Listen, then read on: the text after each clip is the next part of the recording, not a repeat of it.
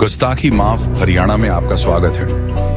हरियाणा में 50 साल से खोजी पत्रकारिता कर रहे पवन कुमार बंसल आज सुबह की चाय पर हम चर्चा करेंगे।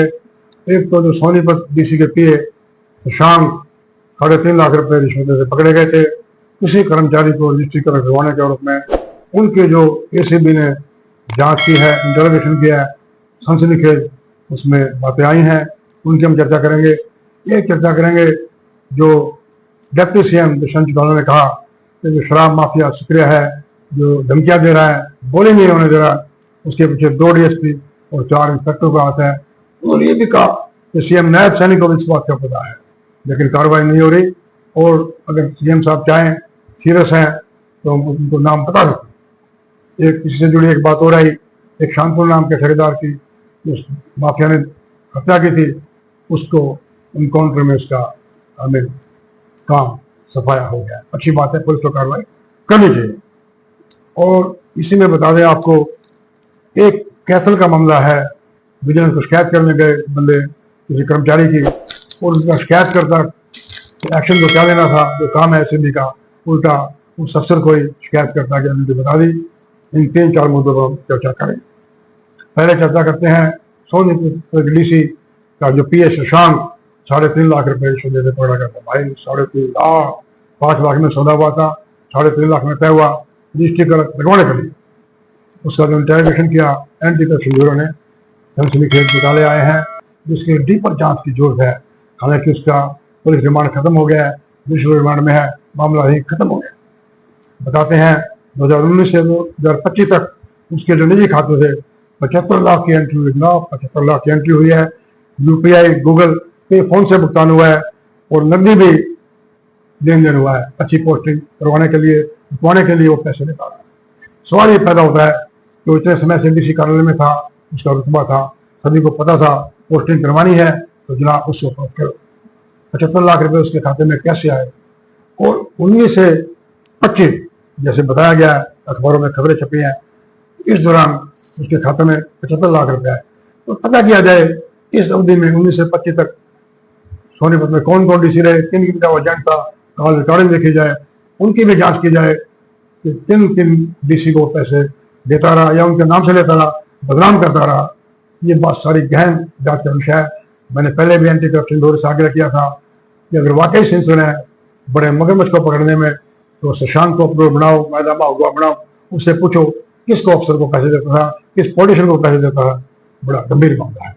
दूसरा हमने बताया कैथल का एक बंदा शिकायत करने गया किसी सरकारी कर्मचारी की, तो विजिलेंस इंस्पेक्टर जिसका काम है गेट लगाकर उसको पकड़ने का, जनाब उल्टा उसको फोन लगा दिया, शिकायत करता की आइडेंटिटी बता दी और ये कह दिया आपके लिए क्यों अच्छा।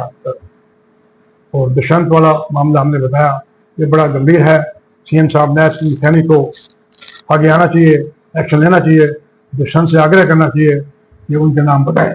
ऐसे कौन लोग हो गए जो इंस्पेक्टर और डीएसपी इतने पावरफुल है, सीएम को भी पता है, सीएम को इनके खिलाफ कार्रवाई नहीं करा, या माफिया के साथ इतने लंबे और जुड़े हैं। हम दुष्यंत से भी आग्रह करते हैं कि जनहित में वो उनके नाम बताएं, और डीजीपी पुलिस से भी आग्रह करते हैं। वैसे मेरी ज्यादा नॉलेज तो नहीं है कि कोई क्राइम होता है आपके नोटिस में आ जाए क्राइम हो रहा है, तो आपको बताना पड़ता है पुलिस को। आप फॉर्मल डिप्टी सीएम रहे हैं, फॉर्मली चिट्ठी लिखे डीजीपी, उनको आग्रह करे कि वो बताएं वो नाम कौन कौन है, या ये कहे कि आप हमारी पुलिस को बदनाम कर रहे हो भाई कि 2 डीएसपी और इंस्पेक्टर संरक्षण दे रहे हैं, जी आप उनके नाम बताएं। ये एक मामला बता दें चर्चा कर। एक और बयान छपा है अपना additional chief secretary Smita Mishra home, take part in liquor vends auction without fear, बिना डर के ऑक्शन में भाग ले। State government will provide security to every potential bidder, हर एक बिडर को स्टेट गवर्नमेंट सिक्योरिटी देगी।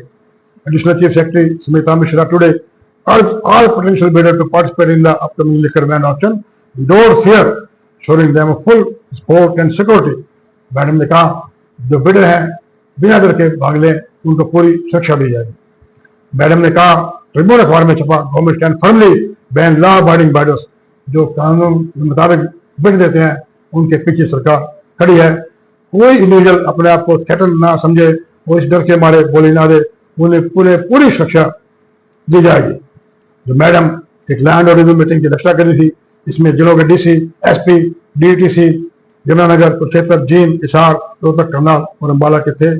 उन्होंने कहा state government will not tolerate any form of threat और इंटरफेरेंस।